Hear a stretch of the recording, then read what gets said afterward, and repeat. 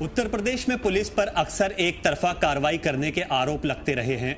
कुछ इसी तरह का नजारा उत्तर प्रदेश की राजधानी लखनऊ में देखने को मिला, जहां एक पुलिस कांस्टेबल की हरकत देखकर कानून व्यवस्था पर सवाल खड़े होने लगे हैं।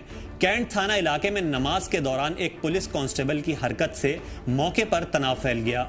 आरोप है कि नमाज के बीच कांस्टेबल जूते पहनकर मस्जिद के अंदर चला गया और लाउड स्पीकर का तार काटने की कोशिश करने लगा। जी हां, इस दौरान नमाज जारी थी, जिससे वहां मौजूद लोगों में नाराजगी बढ़ गई।